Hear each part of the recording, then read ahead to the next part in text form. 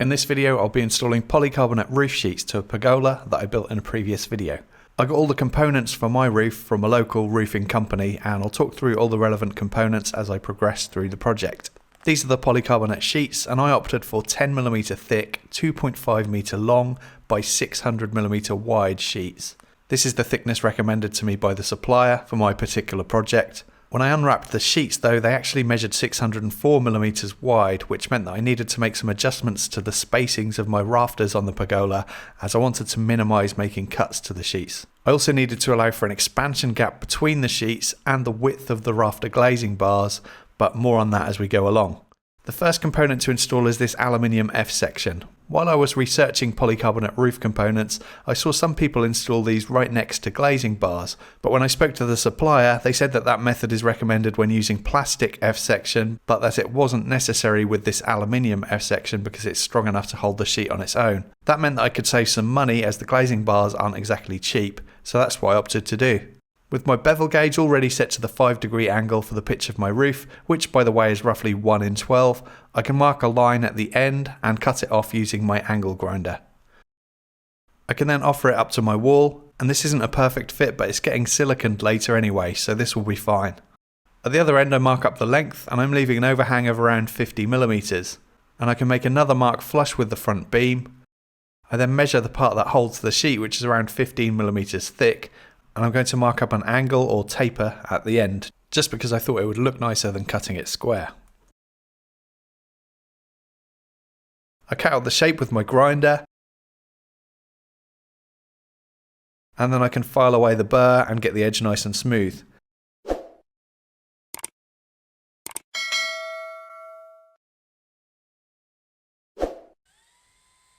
Then I can get it fitted, and for this I'm drilling pilot holes, and I have some of these 40mm coach screws. They might be a bit overkill for this application, but I'm using these because they were left over from a previous project, and I know they're good for exterior use, and it saves me buying something new. I added a dab of silicone before driving in the screws, just to stop any water getting into the timber. I added 5 in total to secure the length, and spaced them equally for aesthetics. Then I add some silicone where it meets the wall. It's quite awkward to apply this while also holding a camera, by the way, but I got there in the end. The end of the polycarbonate sheet that meets the wall needs to be sealed to stop any bugs or dirt getting into the flutes of the sheet, and I bought some foil tape for that, but when the sheets arrived the ends were already sealed, so that saved me a job. And here I'm offering up the first sheet so that I can mark up what length I need to cut it to.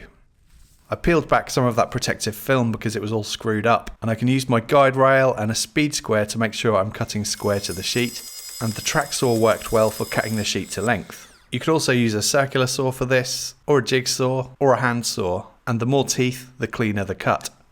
There was some swarf left on the inside of the flutes of the sheet, so I got those out with the vacuum. The bottom of the sheet needs to be sealed too, but a breathable fabric tape is the best choice for the bottom of the sheet, as it allows air through, which helps evaporate any moisture that might get inside. I bought this on Amazon, and I'll leave links below. I can peel off the backing and then apply it down the width of the sheet. These sheets have UV protection, so they have a right way up and a wrong way up. This one says always install this way up, so that's what I'm going to do. I'm not sure what "or outside" means though, that makes no sense to me. Here I'm installing it into the F section. And to secure the other side I'll need one of these rafter supported glazing bars. There's an aluminium part that gets secured to the rafter, and it's important to leave a few millimeters each side of the sheet to allow it to expand and contract. I left about 4 or 5mm on each side of the sheet. And to secure the aluminium part I'm using a dab of silicone again, and then driving in a decking screw. Again, just because I had some spare and they're good for exterior use. The chance of any moisture getting inside this glazing bar is pretty slim once the cap goes on later, so this is a bit belt and braces, but the silicone was to hand, so I used it anyway. The screws should be no further than 100mm from the ends of the rafter, and no more than 500mm apart. Then I can cut away the excess from the glazing bar. Easier to cut this to length before installing it to the roof, but at this point I'm figuring out how it all goes together, but I will do that from here onwards. Then I can fit this plastic sheet enclosure to the front edge of the sheets. This does a few things. It has a drip edge to allow rain to drip away from the roof. It has these stops to ensure that air can still get in the end of the sheets to evaporate any moisture, and it gives the ends of the sheets a more finished look. So this stuff gets cut to length, and I'm using a bead of silicone over the top edge of the breather tape before adding the trim. And again, hard applying this while holding a camera, which is why I'm doing such a bad job at it. And by the way, it's important to make sure that your silicone is compatible with polycarbonate before applying it, as some are not and may damage the sheets. As you can see, this one is fine. I smoothed it out with my finger to get rid of the excess, and then I can slide on the enclosure.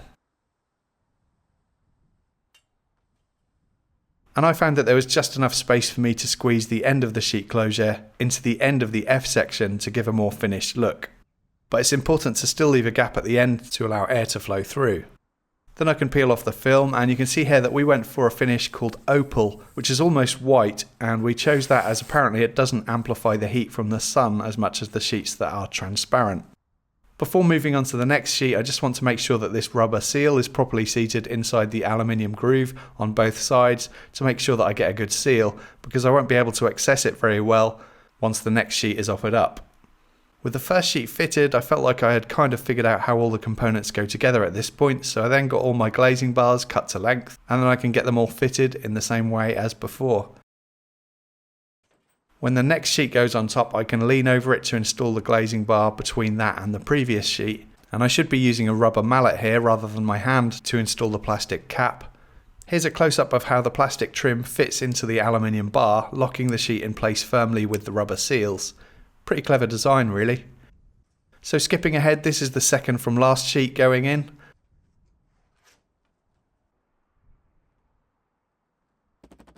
And I'm using the right tool for the job now.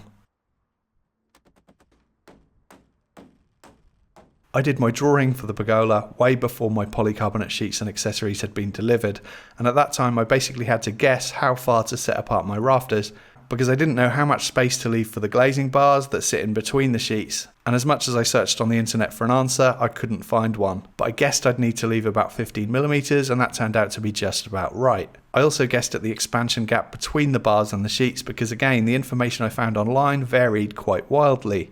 On top of that, when the sheets arrived, they measured 604mm wide, and I had expected them to be 600mm because that's what I had ordered. So in other words, there were a lot of variables, and as always, a lot of contradicting information on the internet, but my estimations from my drawing were actually not too far off at all. I did need to trim a small amount of the width off my final sheet, but it was such a small amount, probably only about 12mm or so, that I didn't need to worry about trimming a small amount off each sheet to make sure aesthetically that they all looked right, because the eye is never going to notice that one sheet is ever so slightly less wide than the others. So that was fine.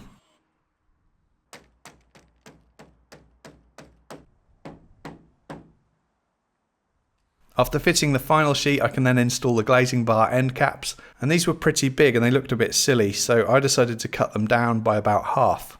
I'm using this cutter with a knife blade installed. I'm not sure what these are called. My uncle gave this to me and they're pretty handy. And these just fit in place with friction, but I might add a small bead of silicone later. The final job was to install some flashing to where the roof meets the wall. I was lucky, or so I thought, because I had access to the roof above, so I could reach down to install it.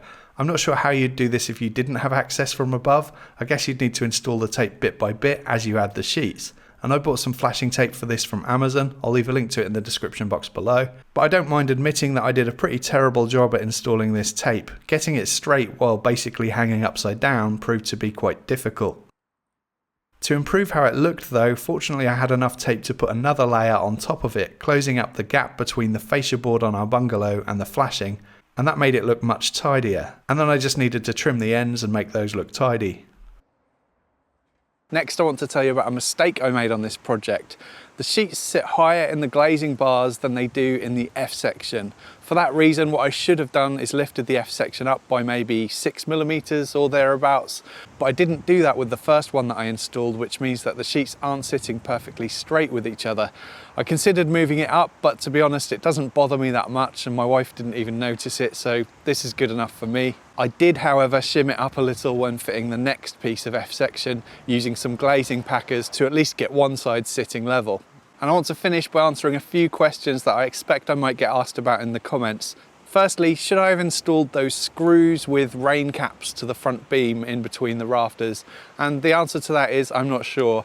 I wanted to avoid adding them because I don't really like how they look, and they increase the chance of moisture getting through to the timber over time when they start to fail. When I asked the company that I bought the sheets from, they said that for 600mm wide sheets I should be able to get away with not using them, but any bigger span than that would definitely need them. So I decided to trust their advice, and we'll see how it goes. I did also look at the installation instructions available from the manufacturer of the sheets that I bought, and I expected to find an answer there, but I couldn't find one. I could add them retrospectively, but I'd rather not have to do that. If anyone watching this video knows the answer, please let me know. Also might be asked about whether I'll be adding guttering to the front to catch the rainfall from the roof, and again, not sure. I'd rather not, because it means I'd then need to have a water butt next to the pergola, as there's no other way of running guttering into our existing soakaways other than through the ground, and I don't really fancy digging up the patio that I just laid. Probably something I should have thought about in the very beginning. I'm keeping an eye on it. We have had a bit of rain already, and I think it'll be okay without guttering. It might be a bit much if it rains really heavily,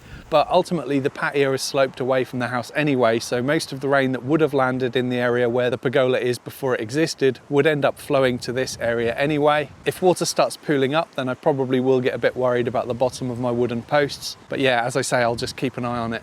Will the roof be okay with snow on top? Again, not sure. I think the sheets will sag a bit with snow on top, but I think there's enough fall on the roof for it not to be sitting there too long, and I would hope that they will spring back into shape once the snow drains away. Again, feel free to let me know if you know best down in the comments. I could retrospectively add some noggins between the rafters to help support the weight of the sheets, but again, I'd rather not have to do that. I am going to be putting out another video about the total job costs for the patio, the pergola, and all of the roofing materials. If you'd like to have a guess at how much it all cost, leave your answers down below in the comments section, and I'll come up with some sort of prize for whoever gets the closest and reveal that in the next video. I hope you enjoyed the video. Please subscribe to my channel for more weekly videos. If you'd like to help support the channel, plus get early access to my videos, exclusive content like the videos on screen now, free project plans and cut lists, and a name credit at the end of my videos, check out the links in the description box below for my Patreon page and YouTube channel membership. Thank you for watching.